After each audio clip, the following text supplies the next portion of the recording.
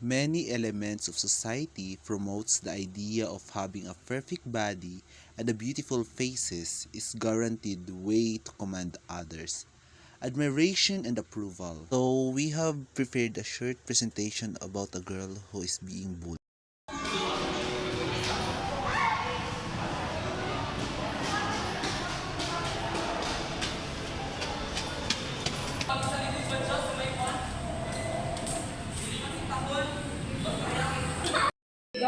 Jao, nasa nagpipintira ng make-up kayo nagday.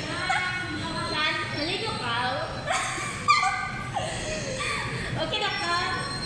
Kaniwag ba dito, di ba? Ano pa, Jazz? Di ba rin kasi di man i-dedicate ng Jazz? Gusto dyan mo tingong at sa udon. Gusto dyan mo isa. Uy, girl! Ligo ko mo ka mo. Tawag dyan mo ko, gata dry. Dry something na mga Sa buto. Uy, Tama, Jazz, eh, kasi kami. hindi ka lagi nag-jacket. Lantawas. Mulayas ko. Kadag ko nagsimbago. Ay, mga gamit sa the face. Ako ba dyan matabunan na dito mga... Ikaw ko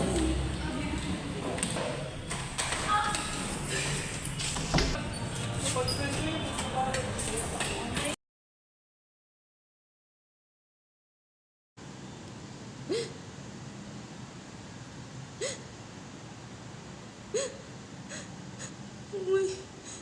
May mali sa ako.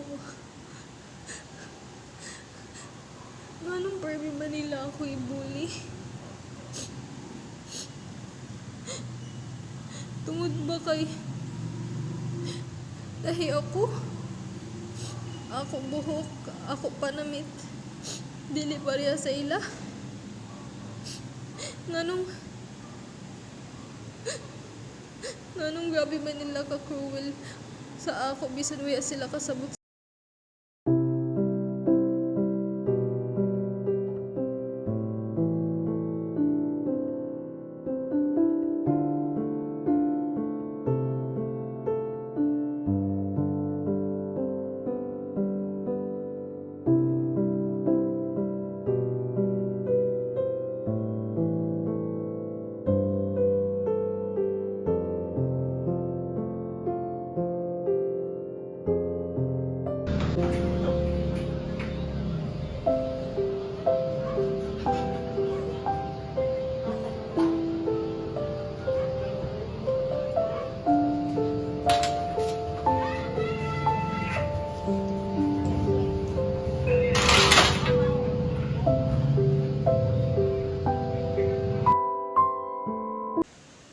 I know it's hard, pero I can do this. I can stand up for myself and I won't let anyone bring me down. Their words doesn't define me. I won't let their negativity control me. I want to be confident. I want to fight back. And I am strong. Confidence comes from within.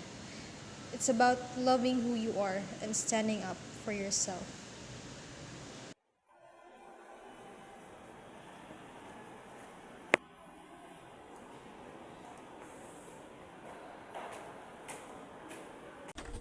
Ako to si Jessa Bansa from BSS 1B. Na-experience at na ako dyan, yan, i-bully ka permanente about sa since elementary, high school, hangtod college. Experience dyan, yan, i-bully ka permanente about sa physical appearance, sa imo wayo, sa imo lawas. Yun, makawayagan and confident permanente, especially sa mga yan, mga itsuraan yan. Magan ka kusugsud makadanse mo kagalingan yan. Yan. Yan, lisod sa experience dyan, ibuli ka kay tungod makawaya dyan ang confident guys sa imo kagalingon. Kasi saan pa mo pag lang gwapa ka, pero pag once makabati ka na mga pag-judge sa lain tao is mawaya gyud yung experience kay tungod sakitan naman ko sa ila mga tagpanulti sa tibok na ako kinabuhi wayay adlaw or oras adlaw na way ako makmatian ng mga judgment about sa ako lawas, about sa ako wayong yun, experiencing the bullying is kuan isod sa karadyo kay mahimo sa cause ng imo mental health gani, mental health disorder dyan mukha din pag once makabati ka ng istorya bagan ilaom ra kan sa nimo sa imo kaugalingon kay tungod di nimo madawat ang ilatag panlaw kay para sa imo gwapa ka nga na murag na-achieve na nimo gusto pero ba in the end of the day na lahi ba dyan gihapon ang tagpalantaw ng laing tao.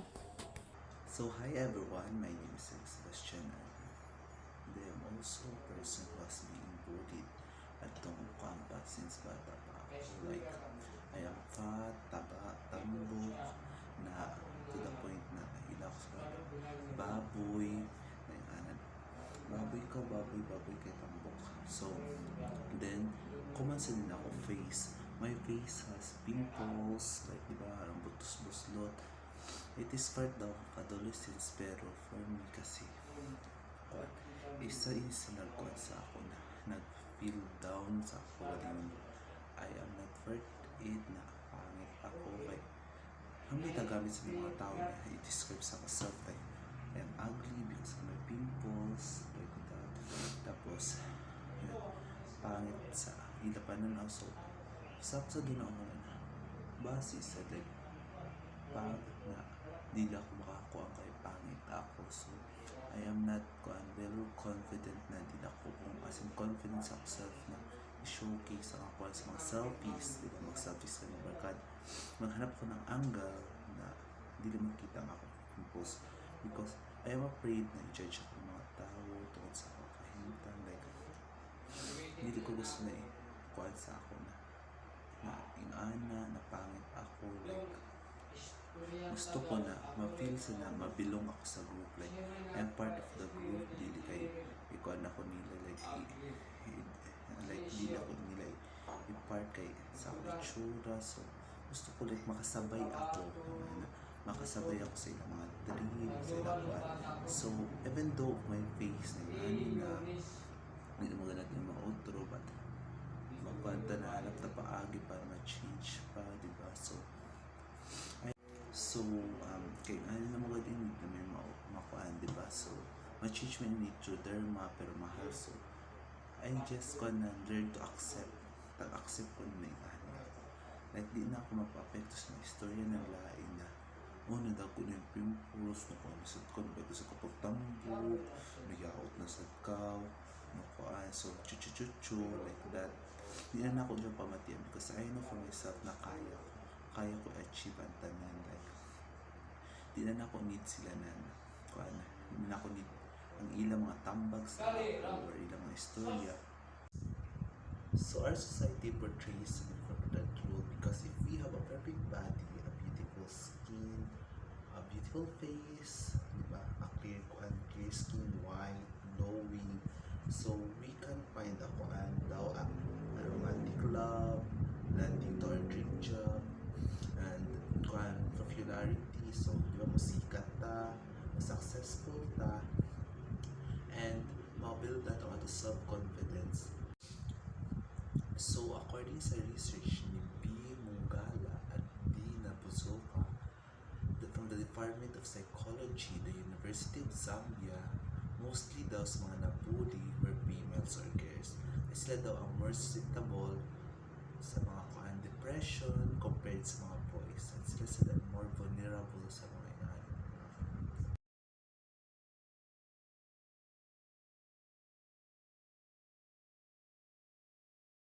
and according sa 2017 School Crime Supplement Survey of the Institution of Education Sciences almost 50% sa students ang mga nabully sa ilalim ng classroom compared sa school bus or other parts of school.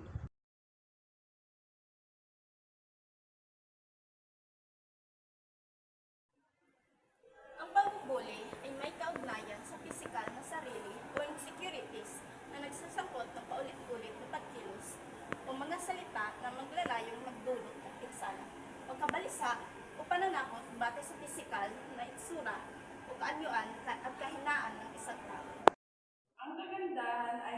dapat ito nakaayon sa pamantayan ng ating lipunan.